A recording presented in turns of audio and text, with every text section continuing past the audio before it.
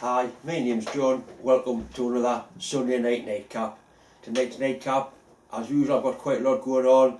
I'm machining some plastic, brown plastic. It's actually imitation fencing material. I get quite a surprise when I machine it. I'm sure it's going to find lots of uses around the shop. I do a little bit of machining work for Richard Steamwagon. I do some fusible plug, re-leading, and I machine some bolts down for him. I think Debs is going to come in and do the draw for last week's prize, which was the little spot on DTI gauge that was kindly donated by Bob.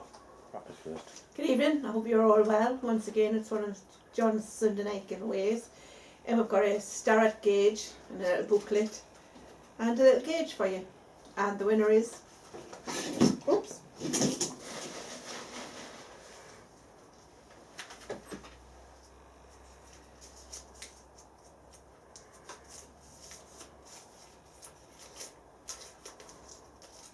folded this one up with a vengeance. Kelsey Smith. There you go. Thank you very much. That was great, Deb. Thanks for that. So all you have to do is send me an email with the address and I'll get that posted off to you as soon as I can this week. I'm going to do another giveaway. I'm going to keep on doing giveaways as long as people give me things to give away. It's just a little way of me saying thanks for all the help and support I've had with the YouTube channel over the years. All you have to do is send in an email. That's my email up there. Send an email with your name, your full name, like John Mills, not just John. Your name goes into the bucket, and if your name's drawn out, I'll post it off to you anywhere in the world, completely free of charge. There's a small charity shop near where I work. I called in the other day and I actually found a little tin box with some end mills in. I bought the end mills. They're in pretty good condition actually. I've got boxes and boxes of end mills. So what I'm going to do is use these for this week's giveaway. I'll get a close-up shot of those so you can see what you're actually going to be getting if you do win. These cutters are in excellent condition. They've either been very little used or they've been resharpened. I know they have smaller sizes, which a lot of the model making lads use smaller sizes. That's a 6mm one, 5mm, 3/16, quarter, 9.5. Not a bad little collection of milling cutters. There's some pure meal coming this week. I'll get a look at that. Banggood have also sent us out a face mill and an arbor. Unfortunately it's the wrong arbor. It's my fault, I wanted the wrong size. So I can't do much with this until they send the right one out. I'll give you a little look at it just to show you what sort of stuff they're sending us. This package arrived at work, sent in from a gentleman called Shane O'Sullivan. And what they are is 3 very nice little Mercer DTIs. Nice small ones. What I'll do with these, I'll give them to Bob and he can make sure they're alright. I'll keep one for myself and the rest will be given away. It's pointless me putting 3 of these in the drawer. Anyway, Shane, thanks very much. I do appreciate it. There was actually 3 of these sent in. I had to pick them up from the post office. And they're a Russian clock gauge. It even looks Russian. Bob took them away and he got one to work out to 3. Quite interesting the way the insides are set up. He did take some photographs. I'll post them to show you how they work. I'm not sure quite what I'll do with that. I'll probably keep it because I've only got the one like it. But the other 3, the wooden boxes, will be handy for putting the clock gauges in. This is the face mill Banggood have sent us. They asked us if I would do another review and I haven't got a decent face mill, so I've asked for this. So it's a face mill, a box of tips and an arbor. Unfortunately it's the wrong arbor. It's a 22, should be a 27. I'm going to send the right one out and I'll do a video review on it. Same as the last one. There'll be no playing with aluminium. I'll try it on some decent material. I've got some D2 tool steel I need to make some tool holders with. I'll give it a try and then see what it's like. finished machining the dummy rivets for Richard's steam wagon. I need to cut the bolts off the length. Richard's marked them in his usual method. A nice slit with an angle grinder, at least it won't rub off. Anyway, I'm just going to part them off in the lathe. I'm going to set up a quick, well, not a jig, but a quick method of referencing each one so I can get them all the same length quickly, simply and easily. First thing I'm going to do is set the parting tool up so it's running nice and square to the job, like that.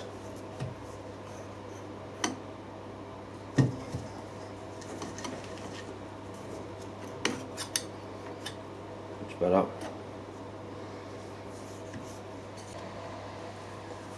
Just going to use the 3-jaw chuck because it doesn't need to be super accurate.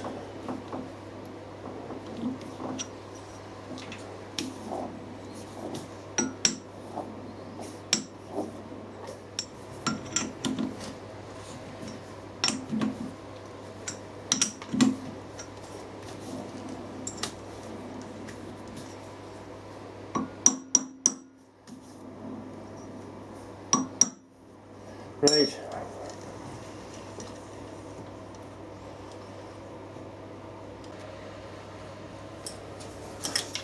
Lock the main carriage off, like that.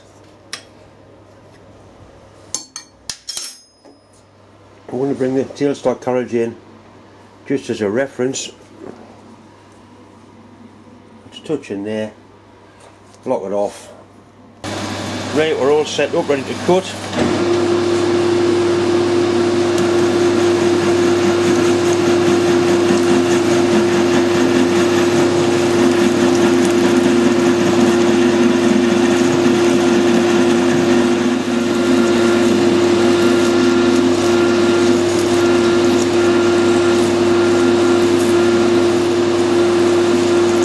Stop just before it takes it all the way off.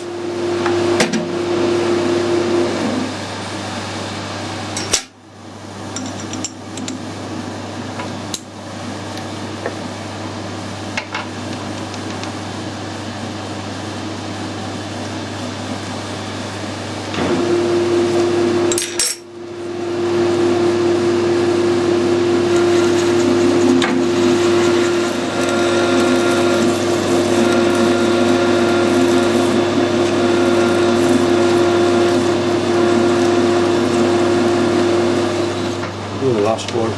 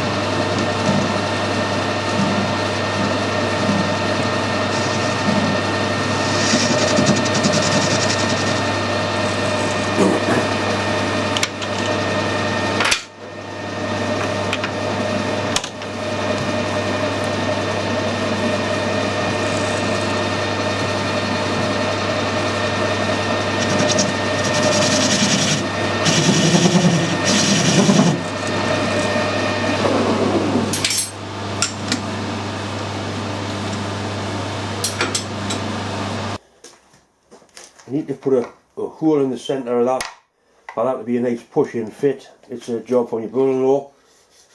Something to do with a boat, so it's going to be half right, I suppose. This is some sort of plastic, like artificial fencing material. Anyway, I would normally do this in the lathe, just in the 4-jaw chuck, but I've got a job in the chuck I don't want to take out. So I'll do it with a boring head on the milling machine. Let's take the centre.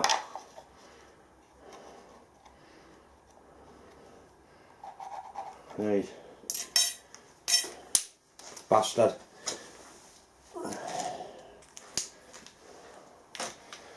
I've just mounted it up on 2 parallels and then we'll have a hole through it.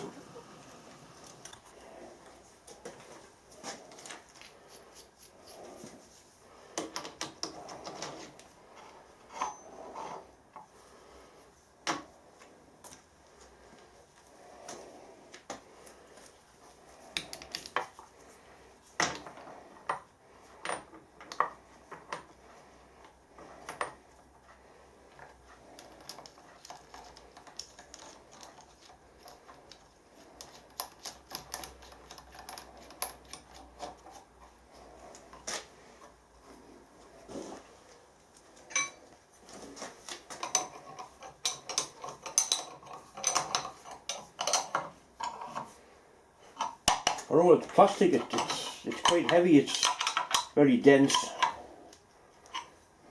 Sewer machines like this could make a good material for making casting patterns out of. As water won't affect it, it won't suffer from the dampness. I've got a clearance gap on here for the tool to go through, but I'm still going to put a piece of metal under there just so that in case the tool goes through, it won't mark the table. What they call a witness mark, or what I would call where some clumsy bastard has broke through and doesn't really care. There, that'll do.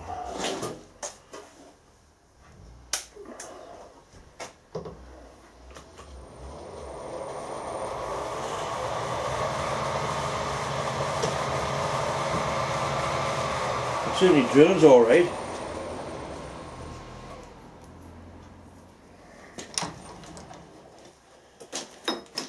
Got a short drill here, I'm just going to use that just to try and get it.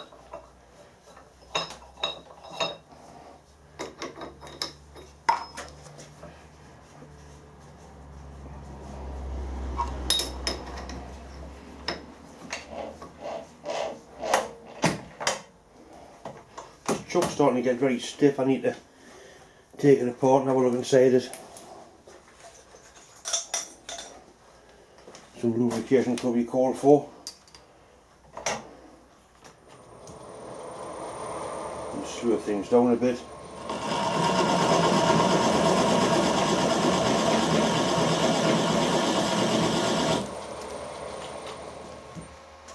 I'm quite impressed with the way that's machining. It's literally made from obviously recycled plastic or whatever.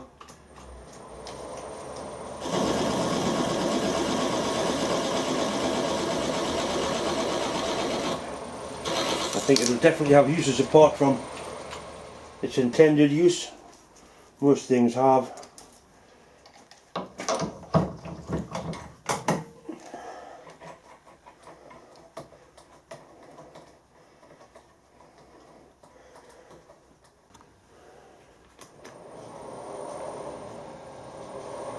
Put an exploratory hole through and have a measure of it.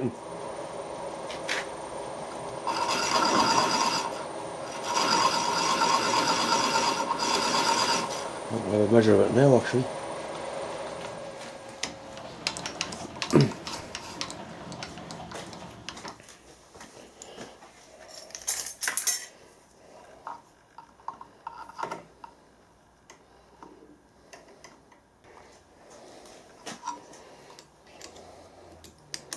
I'm pleased I stopped there.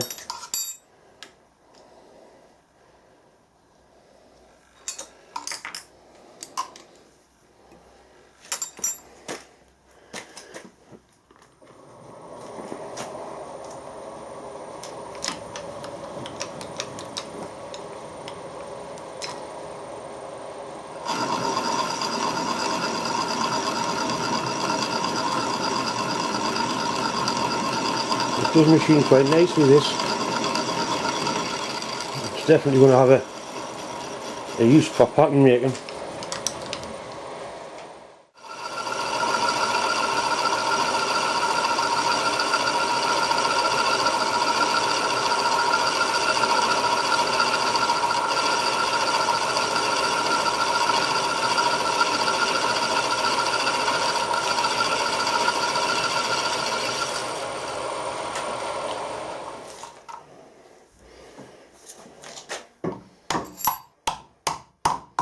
Spot on.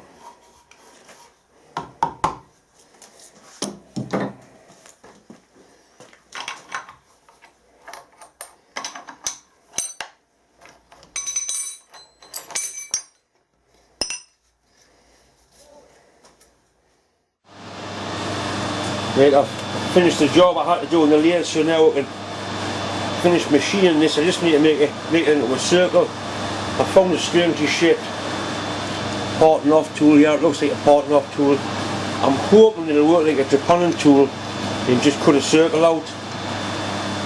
I run it nice and slowly and take my time. It should do what I want it to do.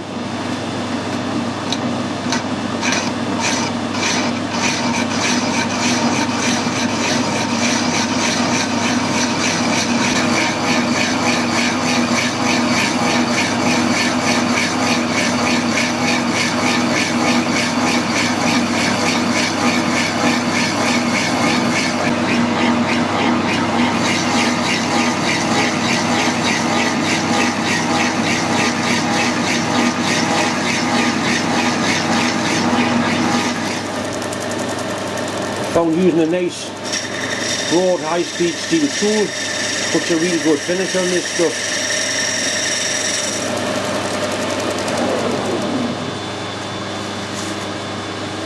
This is definitely going to have a use in the pattern shop, definitely.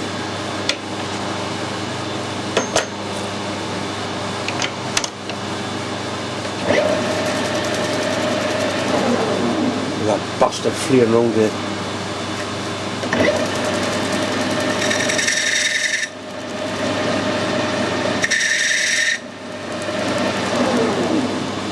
I'll just take a piece and cut it across and see what sort of finish it puts on there.